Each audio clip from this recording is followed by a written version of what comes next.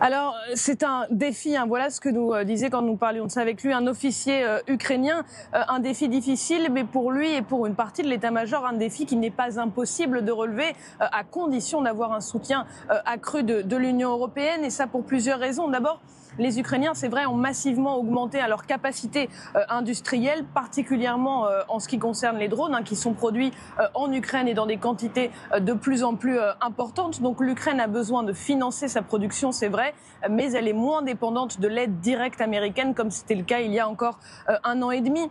Sur le plan des renseignements, c'est vrai que les échanges sont déjà moindres avec les États-Unis, et on l'a vu avec l'opération Toile d'araignée, où les Ukrainiens ont réussi à toucher des bombardiers stratégiques. Et bien cette opération, selon plusieurs sources, elle a été faite sans aide américaine. Donc le gros problème aujourd'hui pour les Ukrainiens, c'est surtout la défense antiaérienne, les missiles patriotes américains qui protègent les grandes villes ukrainiennes, alors que les attaques, et on l'a vu toute la semaine, sont massives. Parfois c'est plusieurs centaines de drones et de missiles par nuit. Là-dessus, il n'y a pas de miracle, nous disait un militaire, mais de toute façon, il n'y a pas le choix. L'Ukraine a compris depuis janvier, je le cite encore, qu'elle ne pouvait pas compter désormais sur les États-Unis comme un allié fiable.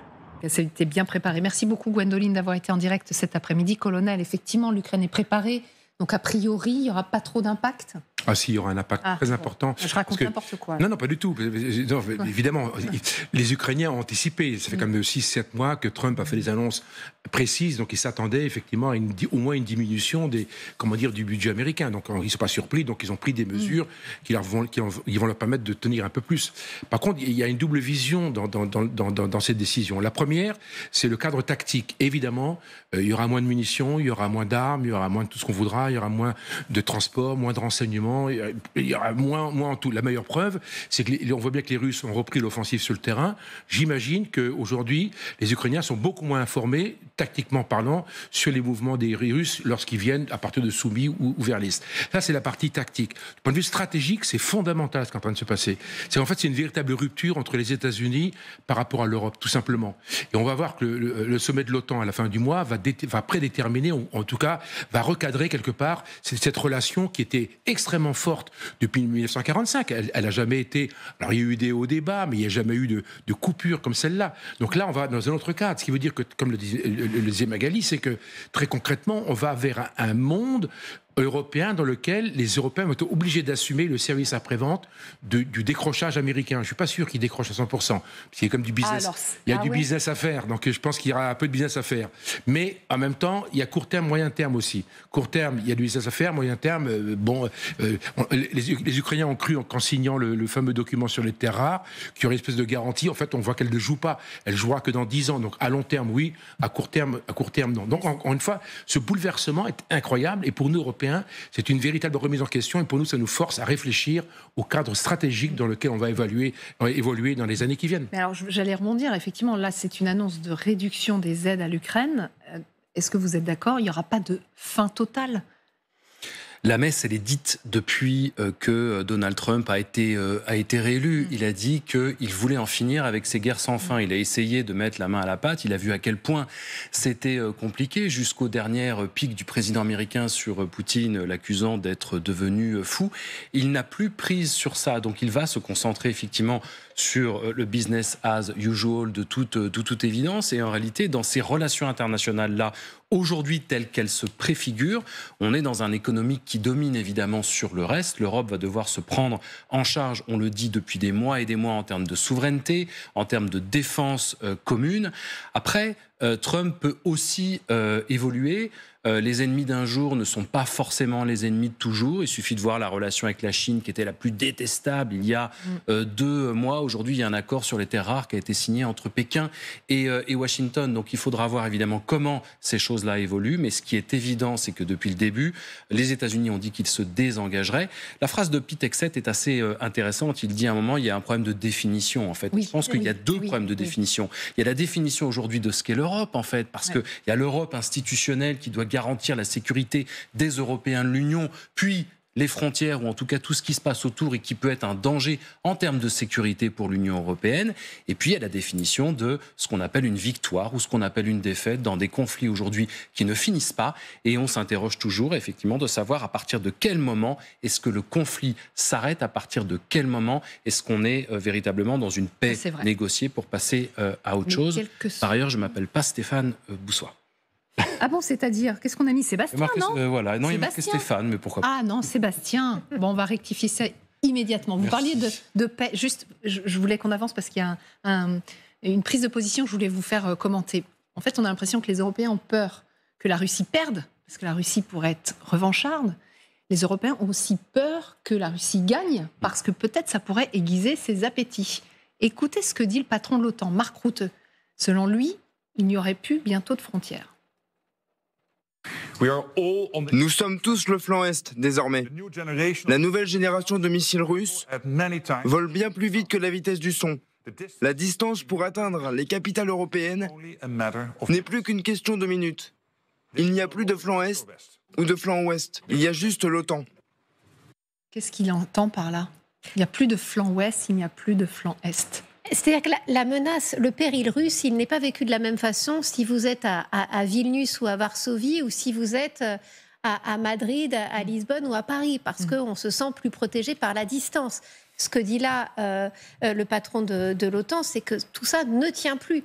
Vu les performances aujourd'hui des missiles. C'est pour ça qu'il appelle à une véritable mobilisation de tous les membres de l'OTAN pour accroître les défenses aériennes. Parce qu'aujourd'hui, ce qu'il essaye de faire passer comme message, c'est que ça doit être la mobilisation en général aux quatre coins, finalement, des États membres de l'OTAN et pas seulement sur le flanc oriental. Tout le monde est devenu une cible. Voilà ce qu'essaye de faire passer Mark Rutte. Et il est certain que, notamment en Espagne ou même en Italie, quand on voit leurs dirigeants à Bruxelles venir pour les conseils européens, ils le disent eux-mêmes. Mais non, mais ça ne nous concerne pas vraiment. Le Premier ministre espagnol disait, je ne sais pas, demain que je vais voir des chars passer les Pyrénées. Il n'y a pas la même conscience du danger. Et ce qu'essaye de dire Rutte, c'est attention, nous sommes tous concernés. Et c'est ce qu'il dit. Il dit, bon, alors si on regarde la carte, ça veut dire que la France est un pays de l'Est comme les autres. Une fois de plus, la géographie commande. Donc vous me permettez de la sortir pour la 40e fois, mais je ne vais pas résister. Mais cette carte est formidable, elle veut tout dire. Ouais. Le problème, c'est que la cigale européenne, elle se trouve confrontée à une situation qu'elle n'avait pas prévue, puisqu'en fait, elle jouait de la guitare pendant que les Américains assuraient la sécurité de l'Europe. Ça, c'est le premier point. Le deuxième point, c'est ça la stratégie. Très concrètement, le fait que les Américains se désengagent de l'Ukraine, en tout cas, vont pas être aussi performants qu'ils l'ont été jusqu'à présent, fait que très concrètement, on revient vers la théorie des tubes, c'est qu'en fait, vers les grandes puissances, chaque grande puissance va gérer son propre espace géographique, c'est la doctrine de Monroe. Les Américains vont gérer l'Amérique du Sud, les Chinois vont gérer l'Asie du Sud-Est, et au milieu, il y a quoi? Il y a la Russie. Et malheureusement, le désengagement américain provoque, je dirais, de façon automatique, une espèce de pas d'asservissement, en tout cas, on est nous dans la zone d'influence des Russes, et c'est ça le cœur du problème. Étant dans cette zone d'influence des Russes, on est très inquiet, parce qu'on n'est pas prêt. Nous, on a des budgets de la défense à 2%, et encore, c'était les plus performants qui étaient à 2%. Donc on a un vrai souci, c'est qu'on se retrouve dans la zone d'influence des Russes. Les Américains sont en train de nous dire, ils vont conditionner au mois de juin, leur aide, en tout cas leur participation à l'OTAN, parce qu'il ne s'est pas dit qu'ils restent. Hein. S'ils restent, ils vont dire, ok, mais soyez à 5% et achetez du matériel américain. Donc on va faire fonctionner le système américain. Donc on voit que ce bouleversement est absolument incroyable, et ça, malheureusement pour nous, c'est catastrophique, surtout pour nous Français, pour plusieurs raisons. La première, d'abord, c'est qu'on est devenu assez pauvres. Budgétairement parlant, on ne peut pas se permettre aujourd'hui d'investir massivement des centaines de milliards dans une défense comme le font les Allemands. Les Allemands ont mis 100 milliards sur leur défense l'année dernière. Pourquoi pas? Mais ils avaient les moyens de le faire. Ils ne sont pas endettés comme nous. Nous, on est endettés profondément, donc on ne peut pas le faire. Et puis le deuxième point, c'est l'organisation. C'est-à-dire que la carte le montre très bien, c'est qu'on a une espèce d'Europe, mais qui est très morcelée. Encore une fois, la force de l'Europe, ce n'est que l'addition de ces différentes armées. Il n'y a aucune coordination, il n'y a pas de structure commune, en tout cas très très peu. Ce qui veut dire qu'il va falloir inventer ça. Il faut combien de temps pour faire ça? 10 ans. Minimum 10 ans. Ce qui veut dire que pendant 10 ans, on va trembler dans nos basques, parce que, Poutine, il le sait. Moi, je crois qu'il ne se passera rien. Enfin, c'est le débat que je voulais lancer. Vous allez tous pouvoir prendre position. Alors, je le dis rapidement, comme ça. Mais non, vous le dites après, comme ça, les téléspectateurs, ils restent. Parce que c'est un vrai sujet. Mais c'est un énorme sujet. C'est pour ça qu'on a voulu l'aborder cet après-midi. D'abord, on part à Moscou. Rejoindre Jérôme Garraud. Bonjour Jérôme. Qu'est-ce qu'on dit en Russie de toutes ces alertes d'une possible menace russe sur les pays de l'OTAN ? Bonjour à tous. Alors en réalité, quand vous vivez dans ce pays, il faut vous souvenir que tout est inversé. Et dans le discours politique et médiatique, il est expliqué que c'est la Russie qui actuellement est agressée par l'OTAN, qui livre du matériel militaire à l'Ukraine, qui donne tout le renseignement satellite nécessaire pour frapper l'armée russe, etc. À chaque fois que l'OTAN organise des exercices conjoints dans les pays baltes ou en Finlande, c'est considéré comme une provocation, de l'intimidation, une menace. Je lis assez régulièrement la presse russe qui s'alarme de manière régulière en voyant les déclarations de l'Allemagne qui souhaite augmenter son budget de la défense ou devenir la première armée d'Europe. Vous voyez, tout ceci s'agrège. Comme je vous le disais, les choses sont plutôt inversées. Et on est dans une mécanique qui n'est pas nouvelle, qui date en réalité de l'ère soviétique. C'est le complexe de l'encerclement, le complexe de la citadelle assiégée. Et ça, on s'en rend compte à chaque fois qu'on est en tournage, qu'on parle avec les Russes, qu'on les interviewe. C'est quelque chose qui imprime dans la société. Donc c'est dans ce contexte que vous avez parfois les propagandistes les plus zélés qui appellent à lancer une frappe nucléaire, par exemple sur Paris, Londres ou Berlin, parce qu'une menace mortelle pèserait sur la Russie. Merci beaucoup Jérôme, en direct donc de Moscou. Vous parliez des propagandistes, on va écouter l'un d'entre eux, vous le savez, Vladimir Soloviev, qui lui estime que la Russie aujourd'hui est devenue plus forte que l'OTAN. Écoutez. L'OTAN ne peut pas imaginer le niveau de notre industrie de défense. Est-ce qu'ils réalisent qu'au moment où nous nous battrons avec eux, des surprises inimaginables les attendent ? En réalité, pour la première fois, sous la présidence de Poutine, nous avons dépassé l'Occident sur les armes stratégiques. Ce n'est jamais arrivé. Nous étions en retard sur l'armement tout le temps, pendant toutes les guerres. Nous finissions par les rattraper, par la quantité. Mais maintenant, nous sommes devant en termes de qualité.